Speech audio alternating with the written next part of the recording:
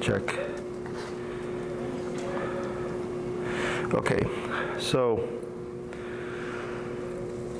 you went as high as 80, Yeah. and she wouldn't settle.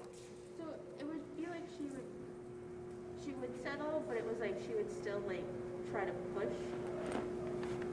She would still go for it, like the opportunity. Like she would like flinch, and then she would sit, but then she would just continue, like go with it. Like even if we were walking by, like she would settle for a second, but then she would like start to turn and go for it. Gotcha. Okay. So, is this with the dog behind the yard, or is this with the dog in passing? Okay. And were you moving? Okay. So, that's part of the problem. Is in the beginning, and this is when you can, the easiest way to control reactivity is when you're stationary. Okay, so I think I talked about stepping aside and stuff, because as you're moving is harder. My theory is because reactivity is a moving behavior, right? She's lunging and barking. It keeps the dog in that kind of mindset, and it's much more difficult for them to de-escalate than it is if you're stationary. Also, for the average dog owner, it's very obvious to them when their dog is like kind of quote unquote behaving, if you will. And so if your job is just to sit there and have her sit still, when I ask him what's going on, it's, I was still walking. Like, well, that's why we have a problem. Okay. So when you have the capacity to, we always step aside because it's super obvious. Shorten the leash, and then you're going up. So you went as high as 80. And so by reactivity, the other thing is, are we talking about lunging, barking reactivity, or are we talking about reactivity in the sense of she is still interested? Usually, like if she's interested, like ears perked and she looks, don't do anything, because I don't want to like just have her like. I don't know. I don't think like just looking at a dog. It's usually like if she starts like scuffing, and then she starts puffing, and then she lunges. Okay. She doesn't really bark. She just like she'll look. Like if a dog's like further enough away, all she does is look. But like if it's close enough, that's when she like does like the whole scuffing, and then she'll growl, and then she'll lunge. Okay. Is there like a threshold? Is there a distance there? I would probably say it all depends. So it could be like a calm dog, like 100 feet away, totally fine. But like a dog that sees us coming and freaking out, like 100 feet away, or even like down the block, she'll like freak out. Okay. If it's like within her sight range, and it depends on like how they're reacting, is kind of like how she reacts. Okay. Did you come across that at all this past week? So like yesterday, I took her for a walk, and we walked past like this really friendly like dog. It wasn't aggressive, but it was definitely like pulling towards us. And that's when she just kept going and kept going and kept going. And it took her a really long time to calm down, even though like it wasn't aggressive, but the dog just kind of kept trying to keep coming towards us. Gotcha. So what I would do is, it's really, if you can, it's picking a moment, then you just ride it out. Okay? So like, I think a good lesson for you, have you watched the Doug videos at all? Have I talked about Doug? No. Okay, Doug is a very extreme case I have right now. He's highly, highly human reactive, where he couldn't even walk past me without trying to attack me. Is that the blue and gray pit bull? Yes. I just saw it, I didn't watch it. Okay. I saw the Instagram this morning. Okay, so yes. Yeah. So yeah, him. So that's a clip, right? So he's had 4 classes so far. And there was a session where I worked with the husband. It was lesson 3. It was only a 30-minute session because they had got stuck in traffic. But we pressed his touch sensitivity. So before, the owner couldn't even walk past me without him trying to attack me, okay? And then by the second class, I could come in close to him before he would try to attack. So before he couldn't even walk past, and then we pushed it to where I could get here before he would trigger. So then on the 3rd class with the husband, I was like, we're gonna squash this today, or we're gonna, The issue is once Doug triggered, we were at 127, and he wouldn't stop. Okay. Isn't that the max that the collar goes? Yes. Okay. Yeah. What So. do you do when that doesn't work? So that's what I'm gonna explain here. Okay. Is we're at 127, and it was literally maybe like a 2 to 3 minute, like nonstop. He's trying to attack me before he finally learns or finally becomes receptive and backs off. So have you ever been punched in the arm in the same spot? Yeah. And you try to ignore it, but eventually what happens? Yeah. You give in, Yeah. right? So dogs are the same way. So when we're remoting for those 2 to 3 minutes, I'm like, it's gonna kick in. The brain can only override for so long before the dog goes, ooh, right? So as soon as we got him to back off the first time, I think that's where we capped it. So when I saw her when I saw them for the fourth lesson, his number, we started at 70, assuming it was going to be sensitive, but not that sensitive. 70 was too much, 45 was too much, and then we ended up going down to 15. And 15 to 25, we're able to stop all his aggressive responses. Whereas on lesson 3, we're at 127. So what happens is, and I don't think this is what you're dealing with, but this is just to get you comfortable, is he was so lost in stress, fear, and aggression. He was overriding the 127. You can only stay like that for so long before you just go, and he was able to take in the pressure and retreat, because that's what we're teaching him. We're teaching him back off. So once we got that in his head, now the brain is much more sensitive. The brain doesn't get as lost.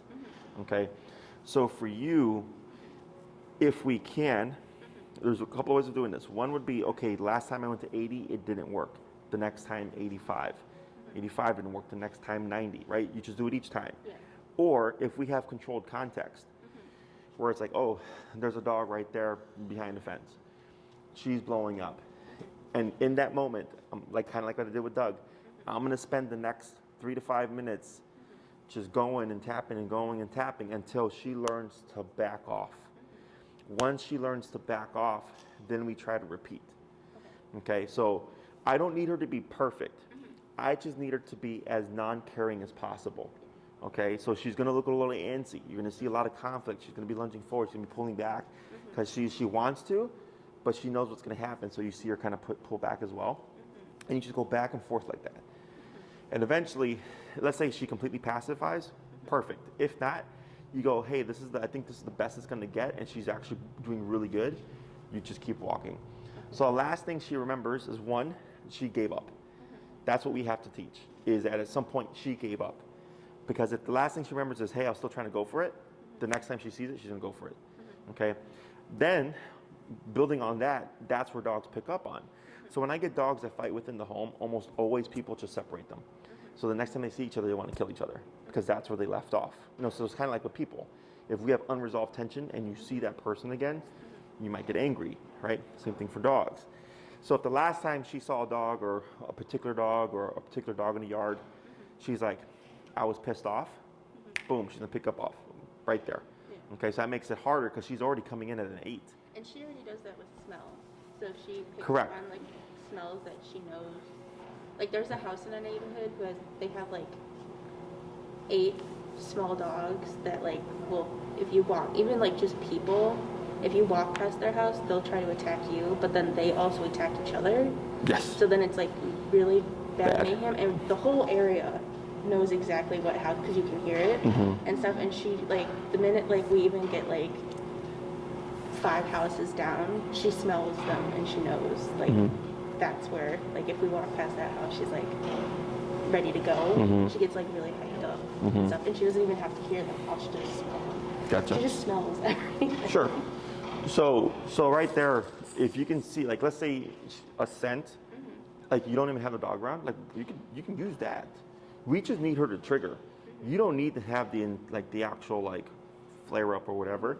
If she triggers to the scent or the sound of something, just go like, you know what, we're gonna commit to this right now, and we're gonna shut that down, right? And let's say you go to 127, and you tap her and she perks up, tap her and she perks up, and tap and you keep doing that, so eventually she's gonna give in. So you could do 20 taps, before she goes, okay, sorry, what was it? What do you need? Then you just move. Then you go down to your normal obedience number. The next time she perks up, I wouldn't jump straight to 127. Maybe just a tap on her normal obedience number, because now the brain should be more receptive to the pressure.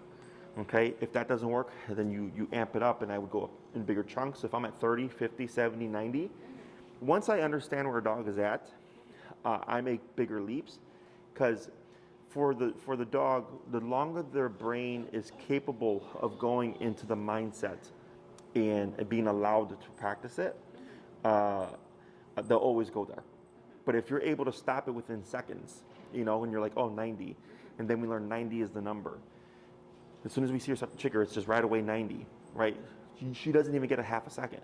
So the brain goes, you know what, this is not even worth it. Yeah. And they start to disengage,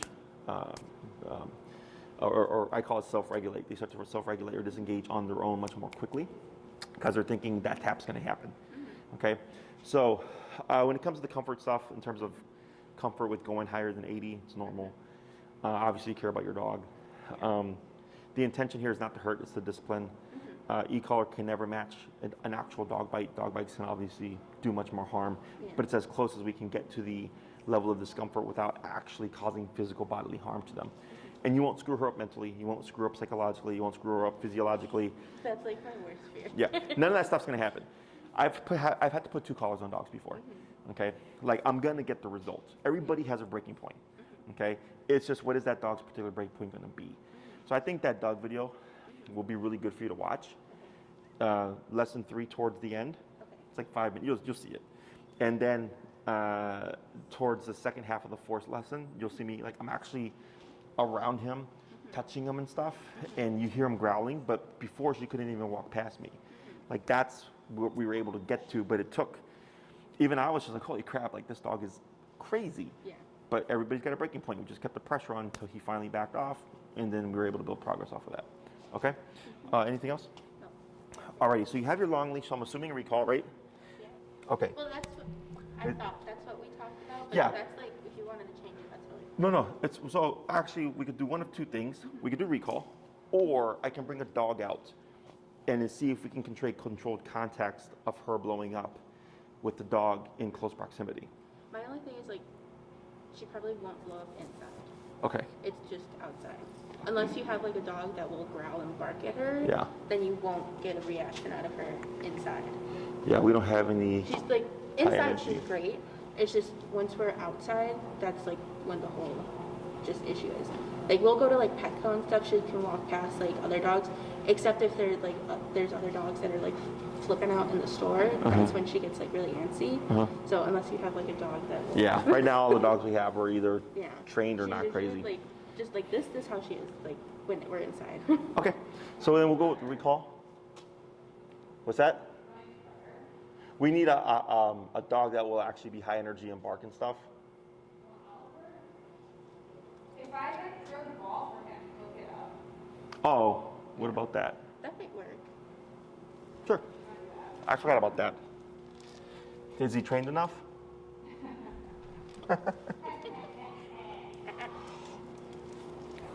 Deputy trained are crazy. He just went from a 65 to a 6. Oh, really? Yeah. Dog churches made up their own wings, and they're like complete rip-offs of the e-collar technologies. Oh, for real?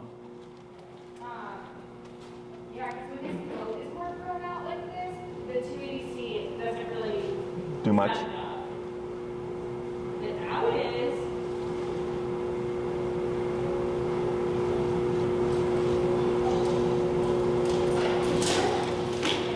Do we have a ball? There should be a ball in our toy bin. Yeah. There's a donuts, go nuts ball, whatever in there. That's what she loves. Is insane for it. Is balls.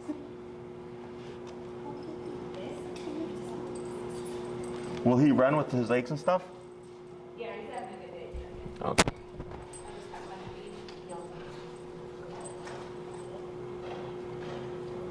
Okay, I'm just like down there. Yeah, you can go right there. And then what you'll do is you'll face that direction.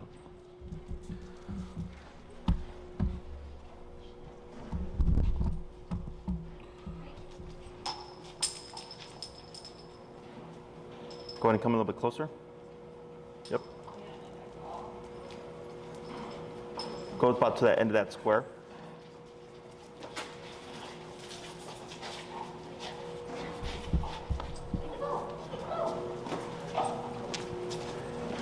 So, Out. Out. what's the number at currently? She's at 39. I haven't pressed it. You haven't pressed it? Go ahead and give a tap here. Out. Out.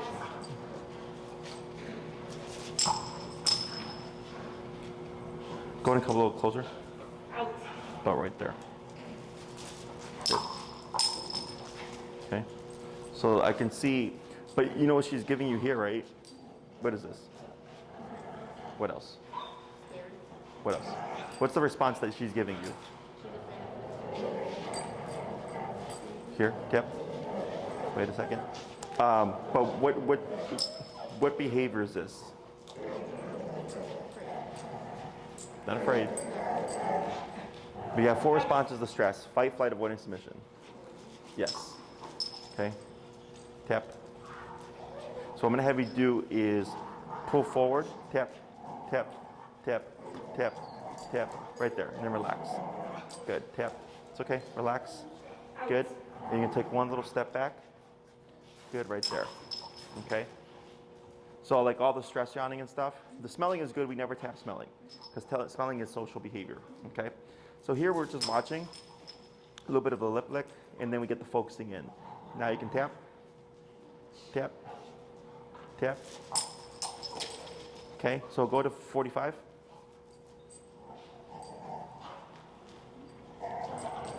Tap, tap, right there. Tap, tap, tap. Okay, now if she jumps on you, I'm going to have you refrain from pushing her off and instead use light leash pressure with the remoting. So this is all fine.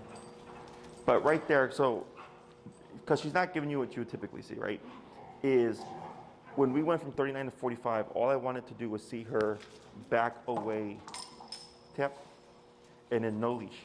Okay, everything you want to keep leash short, but you don't want to use leash to, when you're disengaging her from something, you're trying to get the remote to make her make the decision to disengage.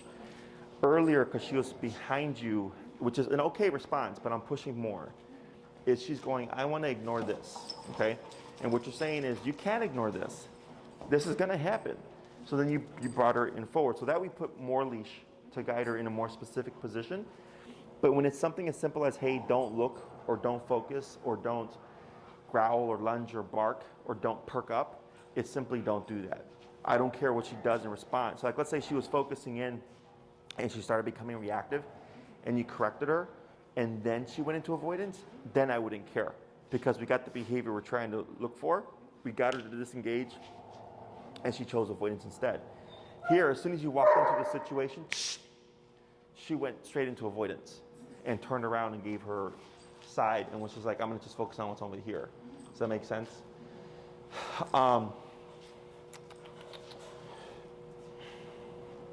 Yeah, she's not gonna blow up here though. She's, as soon as you walked in, she just gave avoidance. Yeah. But it's like inside, she would, like, it's just like outside, that's when she, like, She's on alert. Running away, it's like fight, fight, fight. The minute she's outside. Sure. The minute she walks out the door, it's like, Game and I on. know it's only because she's like so insecure Mhm. and stuff. And we do like a whole bunch of like trying to build her confidence. Like I have her climb on stuff, like, you know, make her like walk on weird textures and everything. And it's still, They're not related. I know, but it's just like just something that helps her. Just, Yeah, but I understand the concept, but they're not related.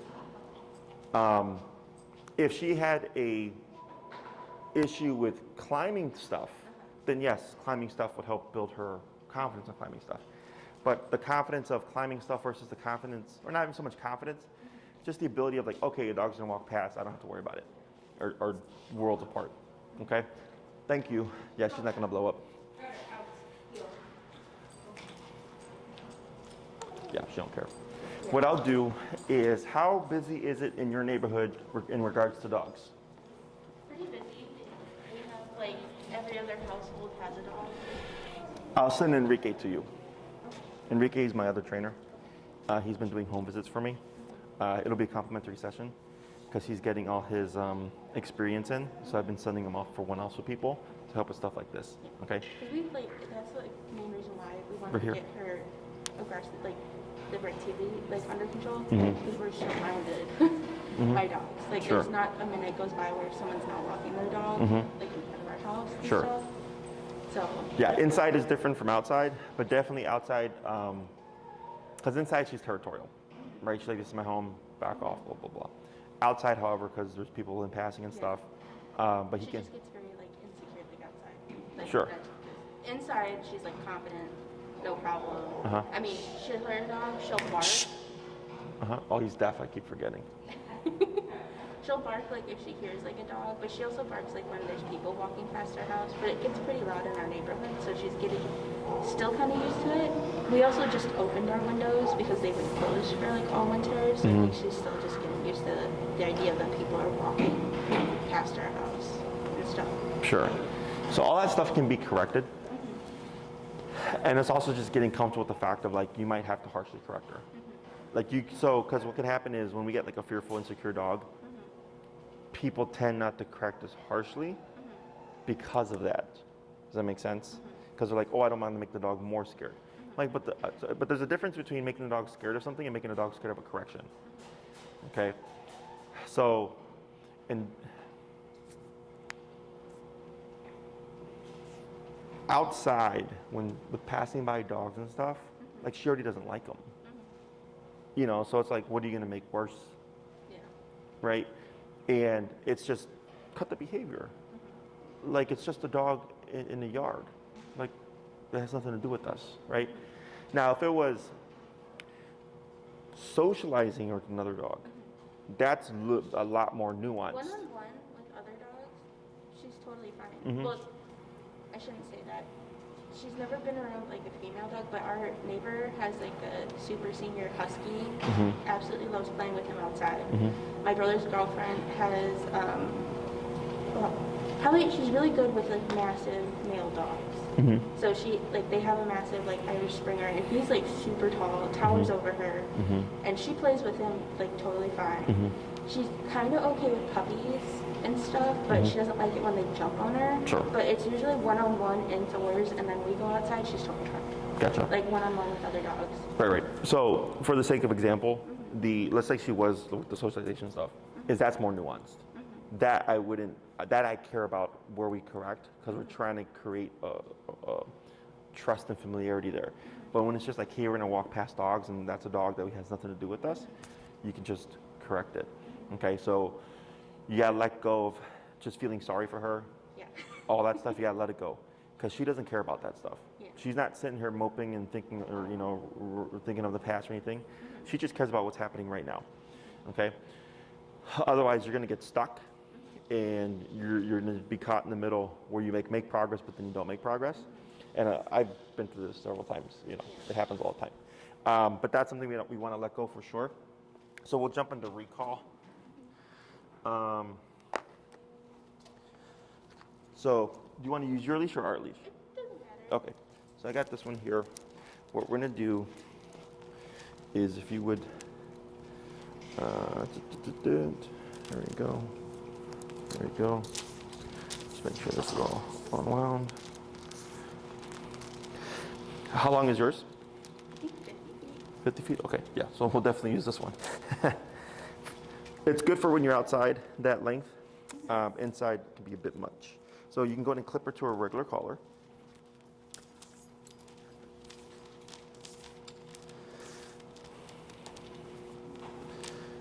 Do you want me to take off? Yes, just take off your slip. Good. And then I'll have you can place that, and then you'll grab this leash here.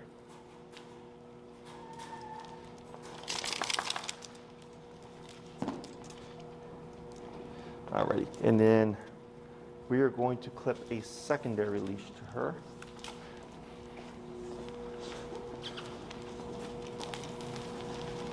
So do this leather one. Now, does she have any concept of recall from what you've done? She knows here, and that's usually 50-50. She's not the Okay. politest. Is she okay with people around her?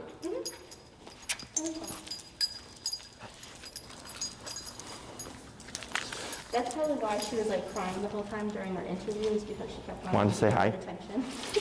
So I'm going to show you a couple of things here. So the recall is very coordination heavy. Is which hand do you hold your remote in? Your left. So you're going to take your leash. You're going to put the handle over your left thumb like this. So that one, yeah. You let the slack go. Good. You're going to go like this. Okay. And you're going to take. You're going to have your remote here.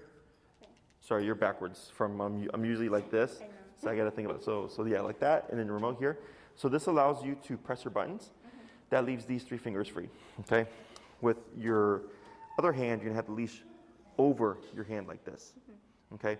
So as she's running towards you, you're gonna need to reel in the leash.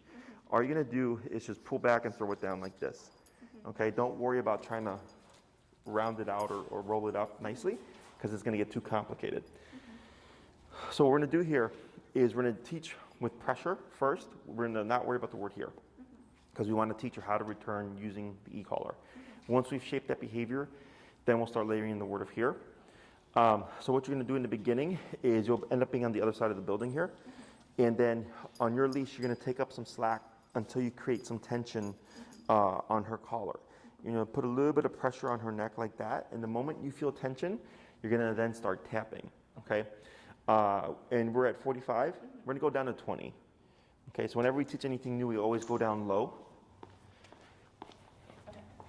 And then, let me just get this position. Alrighty. So go ahead and walk over there. I'll keep her over here.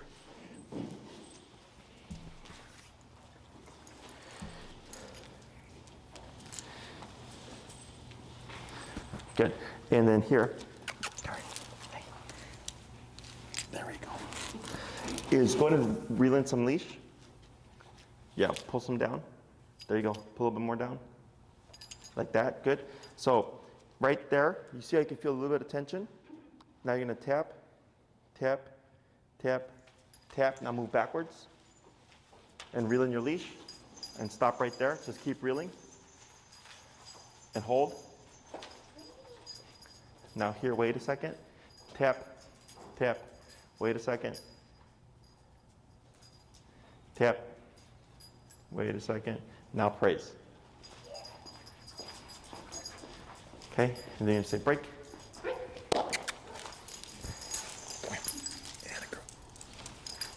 And we'll repeat that 4 more times. Let's go to 25.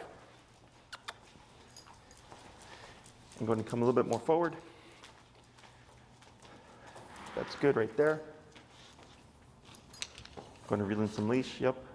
And tap, tap. Now backwards, tap, good. Stop right there.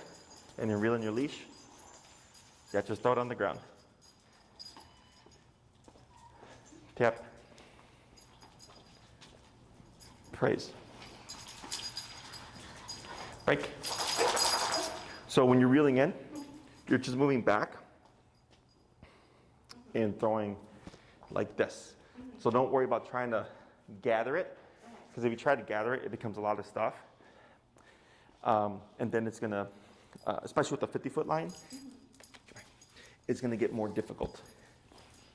So you're shortening it because once you're outside in the real world, dogs tend to overshoot. Yeah. She tends to, she'll come and then she'll just run fast and then she'll come back. Yeah. She like circles you. Yes, and what we want is immediate return.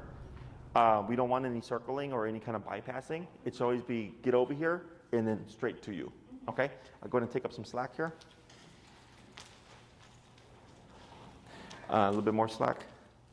Oh, fine. No, you're correct. Yeah, take it up. Take it up. There we go. Because you're trying to create a little bit of tension here. And tap, tap, tap, tap. A little bit of a pull. Tap, tap, tap. A little bit of a pull. Tap. Now backwards. Hold right there. Reeling your leash. There you go. Much better. Much better. Tap, tap, tap, tap, tap. Turn to face her. Now praise. Break. Let's go to 30. Come here. Come here. Good girl. So the reason why we do the 2 leashes here is because at some point she's going to start getting savvy. You see how she's delaying here? Like she's not wanting to move forward? It's because she's learning already, oh, you're going to pull me away, and then I'm going to be tapped, and I'm going to have to go back to my owner. Yeah. So then you start seeing apprehension, which is normal.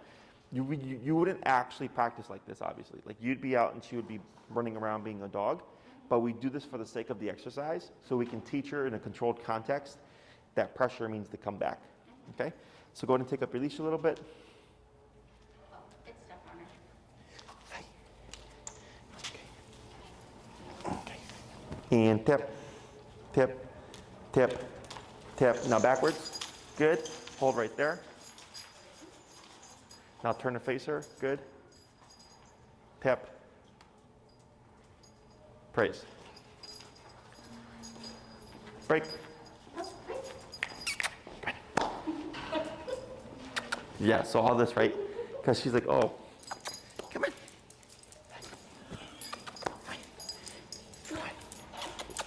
I know. Good girl. Break. Come on.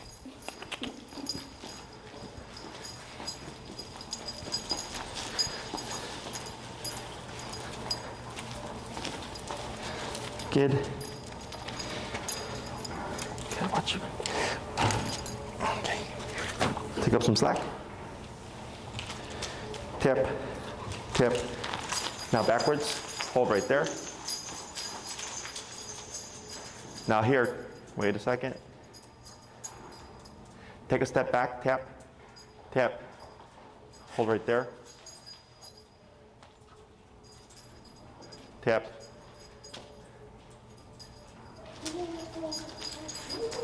Good.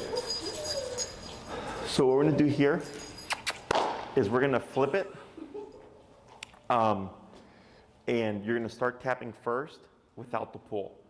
Okay, if she doesn't respond by the second to third tap, then you're going to keep tapping and then apply the pull. Okay? Come on. Come on. Thanks. Come on.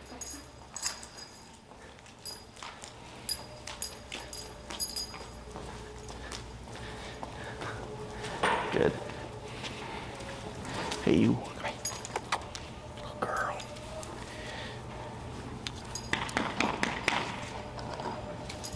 Tap, tap, tap, tap, tap. Now backwards and there we go. 1, 2, 3. Hold right there.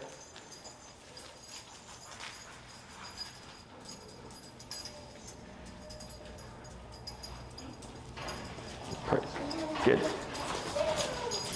We're going to make an adjustment to your movements back. Instead of doing the small steps, I'm going to have you do big, pronounced steps. Okay? And I'll explain why after these reps here. I'll explain why. Because we're going to give her a little break after. Come on.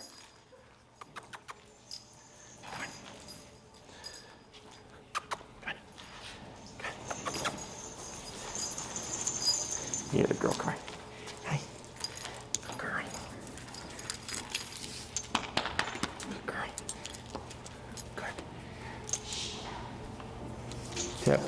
Tap. Good. Better. Hold right there.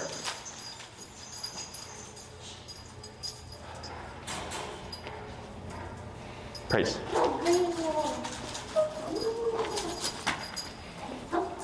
Break. I love how she just won't leave. Yeah, I know. There we go. Oh, there we go. Come on. Yeah, the girl, come on. Good girl. Hi. Hi.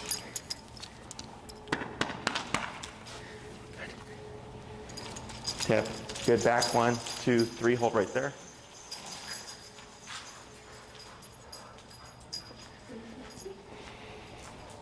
Praise. Break. Good.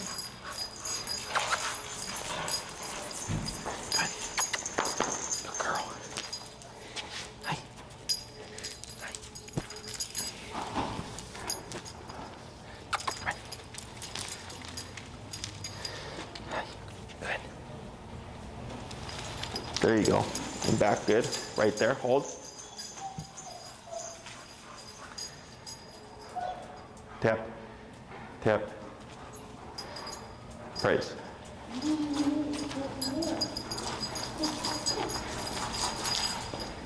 Good.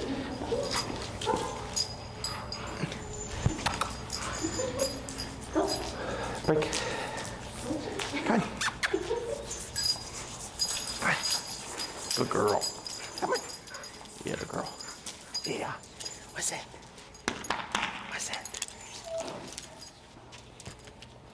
Hi. Hi.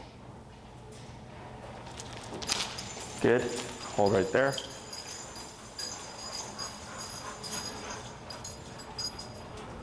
Tap.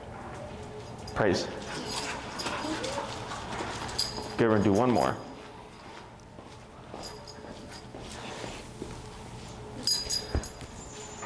Break.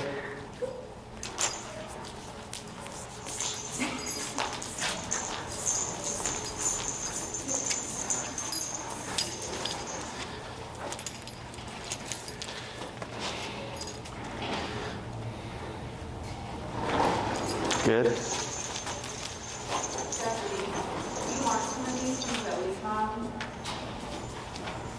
Yeah, they were splitting them up. Yeah, I had asked her. She asked if I wanted 10 pounds, and I was like, I don't want all 10 pounds. Yeah. So, do you want me to leave like half behind? Yeah, because I've been giving some to Lex, but I thought these guys, you'd have to ask Corey, because I know they called dibs on it, but I don't know who called what. Was it Enrique, Elias, Andy, Bree. Okay, I'll leave most behind. Okay.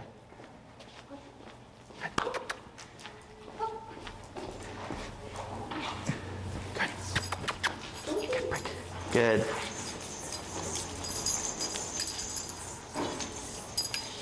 Good. So now what we're going to do is going to cue the word of here first. Then you're going to start tapping. Now, if you cue here and she's already coming to you, still tap at least once. Okay, so it'll be here.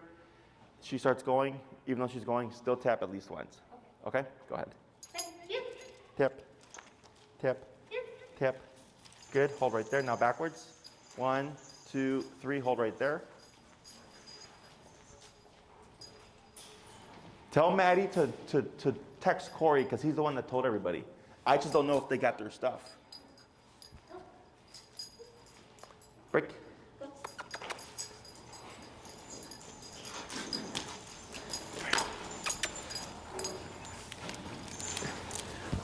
Break.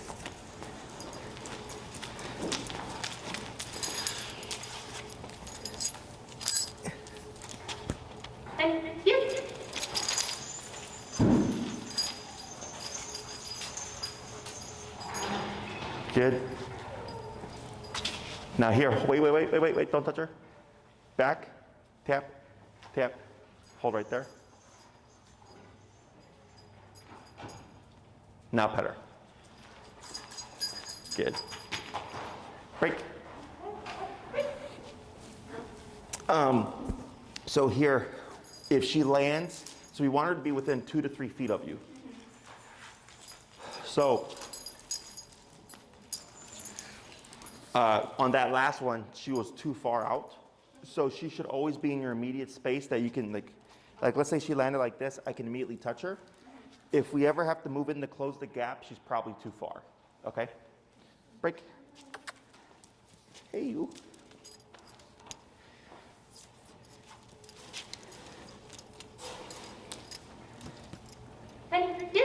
Tap back, 1, 2, 3, good.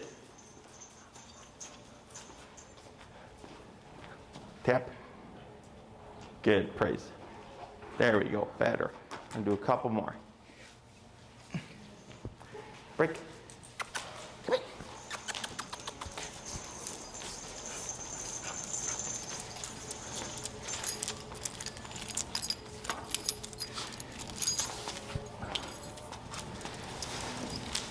Got it. Tap, back. Tap, back, tap, tap.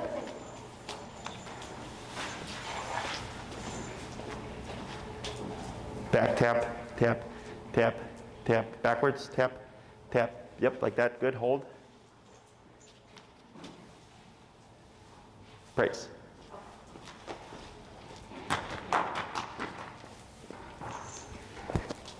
Break. Good. I'm going to do one more. There we go. Yeah, this gets a little tiring. So this is going to be the last one. Then I'm going to talk about how we apply this and practice this, because this obviously isn't realistic. Go ahead and come a little bit more forward. Get a girl. Come on. Good.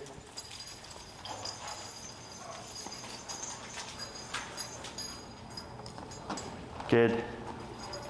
Tap. Back tap. Good move. Yep, back tap. Now here, turn to face her. Turn, yeah, now backwards. Yep, tap. Hold right there. Back tap, tap.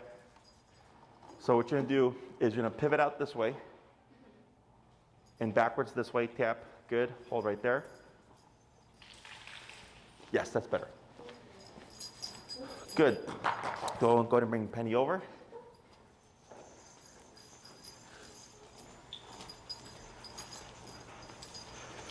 Good. Tap. Oh wait, she's not on the command, my bad. So here, when you're doing the recall stuff, okay, we did this for the sake of context, so that we can teach her that when you feel this, you come to me.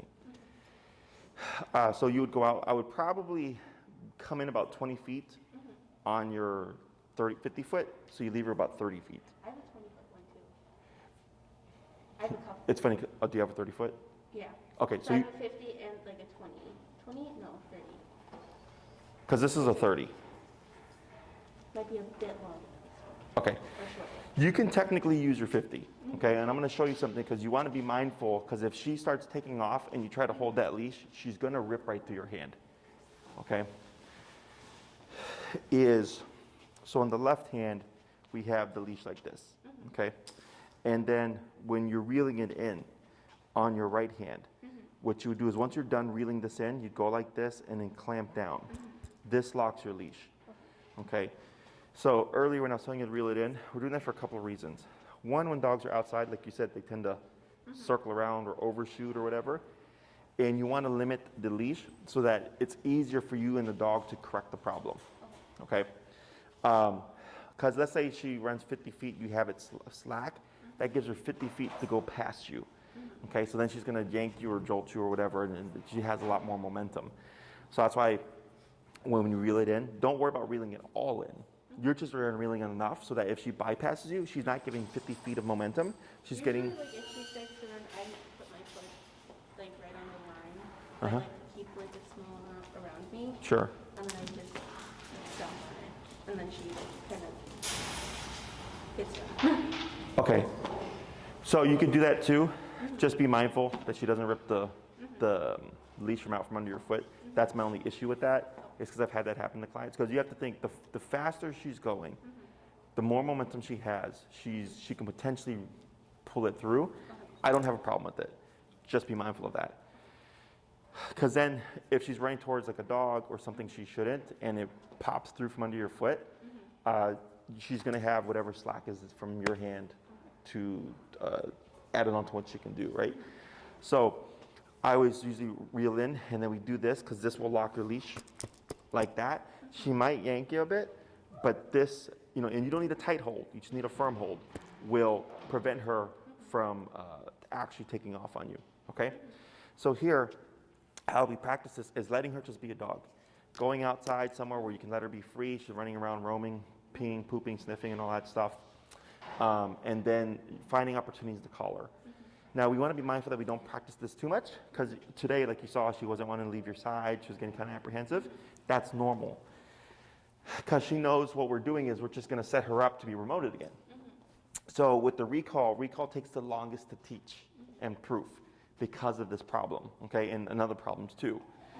One, if we practice too much, dog gets paranoid. They don't want to do anything. So when you go out, let's say you do 20 minutes every day. You might let her one day have a full 20 minutes and then call her once at the very end. Or you might call her 3 times, 1 time, 5 times. You're randomizing how many times you call her within a time frame so that she doesn't get too paranoid on leaving your side, okay? The other thing is proofing. So when you call her, the reason why I said always tap her, even if she's coming to you, is at some point she's going to get confused. Okay, sooner or later, she's going to get confused or she's going to get panicked. So when you call her and you tap her, some of the confusion can come from being tapped too late. So then it's deterring her away from you because she thinks she did something incorrect, right? Because we use, so tap can mean do something and it also mean not do something. So I go, Penny, here, and she's running to you, and then I tap her after she already started coming to you. Now she's going to think, oh, was this incorrect? And she's going to go off the opposite way. So we call that proofing. So we want to keep the pressure on and move back on her to get her to draw to you. Okay? So you're teaching her tap never means to run away. Tap always means to come back to me. Okay? So if you practice this every day, you could have a solid recall in a couple of months. If you practice every other day, more months. If you practice once a week, months and months. Okay? So there's no timeline on when you have to get this done. Your obedience is only going to be as good as the environment you practice in. So if you always go to an empty field, she'll be great in the empty field. And if that's her reality, then that's fine. But if the reality is no, I want to take her more places and expose her to more things and not have to Take her everywhere. Okay. Like anywhere. If it's allowed, she comes with us. Sure. So the more control you have, the more freedom she's going to have. Okay. So if we want to take the places that are more populated, then you have to start kind of practicing. You just want to be aware of your environment because if there's dogs and all that other stuff. Okay. So here we started lower. We ended at what number? 30. 30. That may change according to environment, especially if she's stimulated or if she's engaged in something like a scent or if she has any prey drive or anything like that, which I can't, does she have prey drive? No prey drive, okay. Actually, no, I take that back. She all of a sudden has prey drive, because usually we would be able to, squirrels, nothing, possums, raccoons, she could care less. Now she all of a sudden has an obsession with squirrels. Okay. So she's developing a play drive. So a little bit. if she's really driven for squirrels, I have no dogs or predators, okay, is if I see a tree with squirrels in it and she's jumping and barking and lunging at it, I let them, okay, and this is personal preference, and I use that. We usually let her, we thought, she'd be, because we have, raccoons and possums, everywhere in our neighborhood. So we thought it would be a good idea to, just let her bark at them. She just kind of, watches them, and then she just lets them go. Sure. Yeah, and, if she doesn't have it, it's fine. But a lot of my dogs with my clients, they have prey drive, and I'm like, it's fine, they're predators. I just want to know that when I call them, they're going to come back. So then we use that kind of controlled context of we'll let them be a dog and do their doggy thing and lunge and bark or whatever at the squirrels, and then practice recall from that. There's a few points to the recall. There's the turn and then the return. The turn is how fast does she disengage from what she's doing. Turning away from this and going to you. And then the return is the speed of which she's returning to you. Usually, so we have cats, and she usually, leaves them alone and stuff, but once in a while she'll break up their fights and stuff, and usually if you call her name, it's she comes right to you. So I don't know if that's exactly prey drive. It's not prey drive. I mean, it sounds like she's regulating. Yeah. Right? Like an altercation. Yeah. So she'll break up a cat fight, but she'll start a dog. So dog logic is not human logic. But she's also absolutely terrified of our cats. So it's weird. So right there when you said she'll immediately turn away from them, that's the kind of disengagement we're looking for. It's immediate. But we want this to be outside. Yeah. Okay? So don't worry about, again, just practice. If you go, again, every day if you go for 20 minutes to the park, let her on the 50-foot, just randomize how many times you call her. Okay? If you're going to use food with anything, this is the one command that we do use food for. There, I forgot.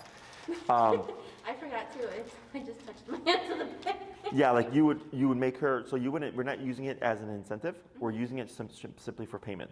I call you, you get over here, good girl, feed, okay, and then let her go back to her thing. The only issue is once the dog learns you have food, they might start to hover around you, so then you have to kind of. She usually, so she understands, like, if we go all done and you shake her hand like this, Uh-huh. then she knows food's over. Okay.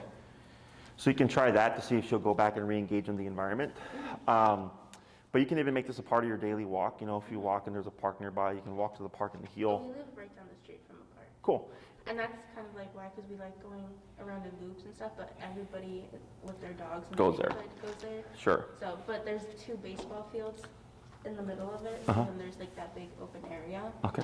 So I think that might be a good spot, because then there's like dogs like 100 feet away. So Uh-huh. at least I feel like that might be a safe distance. Gotcha.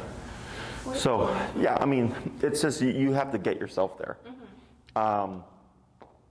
So, if you don't get an email from me introducing you to Enrique, send me an email, because I'll forget, because I'm booked back to back all day I today. won't forget. I write everything. Cool. So shoot me an email. I'll put you in touch with Enrique. Enrique will go to you. Okay, he'll go to you where you're located, and he'll do a session there. Are you sure we're not too far? We're in Berwyn, so it's like. He's fine. Okay. Well, he's on the south side anyways, Okay. because that's like south. So we're, what's like a good, like North Riverside, like. Yeah, you're west. Before Oak Brook? Yeah, he's south. Okay, Like he drives an hour here every day, okay. or the days he works. So he would just put you on a Sunday because those are his days. So when you schedule with him, just I would pick a time that you would know it's going to be populated. You know, if it works with the schedule. In the morning, after work, 5 o'clock. Okay. usually. So he'll figure all that stuff out with you, and then just know what you want to get done. So this way you can just kind of utilize his time efficiently. Okay? But otherwise, you can add this onto your practice routine, and you know what I said about the reactivity stuff, so we'll just keep pressing that. And then Enrique's session should help really kind of close that gap. Awesome. Okay? Getting sleepy there.